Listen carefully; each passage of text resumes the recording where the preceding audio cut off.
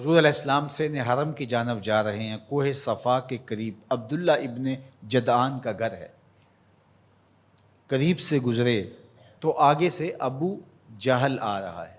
حضور علیہ السلام کو جب اس نے دیکھا تو بدتمیزی شروع کر دی۔ وہ الجھتا چلا جا رہا ہے، حتیٰ کہ اس نے ایک نوکیلا پتھر پکڑ کے حضور کو زخمی کر دیا اور آقا کے نازک بدن سے خون بہنے لگا۔ حکم جہاد نہیں آیا،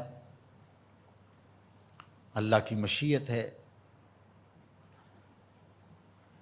حضور علیہ السلام وہاں سے سین حرم میں پہنچے، آب زمزم سے اپنے زخم دھوئے اور اللہ کے حضور سجدہ ریز ہو گئے۔ مالک تیرے رنگ، یاری تیری سونا پر ازمیشاں تیریاں اگ، سونا پرکھیا جامدہ ہے نال اگاں دے لگ۔ حضور کے چچا حمزہ بن عبد المطلب ابھی اسلام نہیں لائے تھے، شکار کرنے گئے ہوئے تھے۔ یہ جب شکار کر کے آتے تو بڑے اترا کے چل رہے ہوتے، تو دو لونڈیاں آپس میں بات کر رہی تھی کہ اگر اس کو پتہ ہوتا نا کہ اس کے بھتیجے کے ساتھ آج عمر بن حشام نے کیا سلوک کیا ہے تو آج اس کی یہ چال نہ ہوتی۔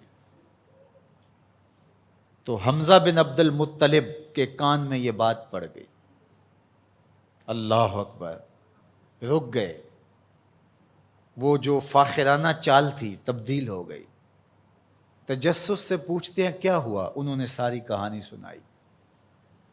بس غصے میں آ گئے، کمان ہاتھ میں پکڑی تھی، اسی طرح سیدھا سین حرم میں پہنچے۔ صنادید قریش نشستیں جمائے بیٹھے تھے، ابو جہل بھی اپنے چیلے چانٹوں کے ساتھ ایک نشست پہ براجمان تھا۔ کمان کو زور سے اس کے سر پہ مارا اور کہا کیا تو نے محمد کو لاوارث سمجھ لیا ہے صلی اللہ علیہ وسلم۔ خیر ابو جہل کا سر پھٹ گیا، اس کے چیلے چانٹے اٹھے، لیکن بڑا کائیں شخص تھا ابو جہل۔ اس نے کہا کہ یہ اس وقت تو تنہا ہے، لیکن اگر سلسلہ چھڑ گیا تو بنو ہاشم بھی آ جائیں گے، اور میں نے بہت سری زیادتی کی ہے۔ اس نے کہا بس بس بس چھوڑ دو، مجھ سے کچھ ہو گیا تھا۔ اب حضرت امیر حمزہ حضور کو تلاش کرنے لگے،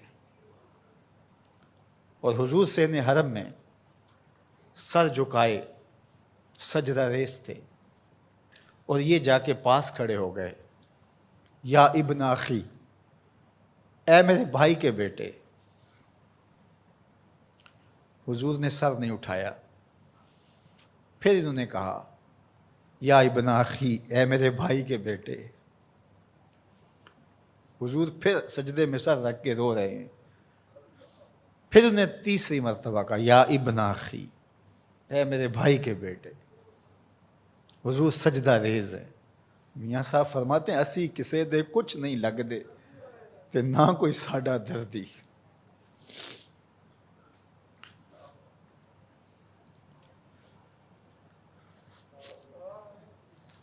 خیر حضور نے سر انور اٹھایا تو کہا بھتیجے تو خوش ہو جا، میں تیرا بدلہ لے آیا ہوں۔ حضور نے بڑی بے نیازی سے کہا کہ چچا مجھے کوئی خوشی نہیں ہوئی۔ کہا میں اتنے بڑے سورما کا سر پھاڑ آیا ہوں۔ کہا مجھے کوئی خوشی نہیں ہوئی۔ بخت یاوری کر رہا تھا۔ دوسرا جملہ کہا تم کیسے خوش ہو گئے؟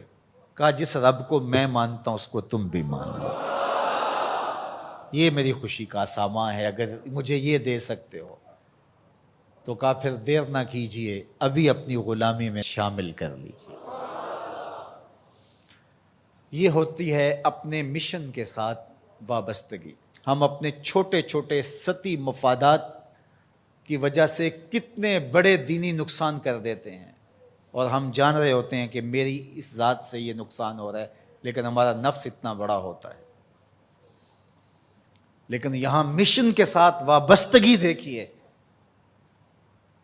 وہ کہتے ہیں کہ بھتیجے بتاؤ تم کیسے راضی ہوتے ہو؟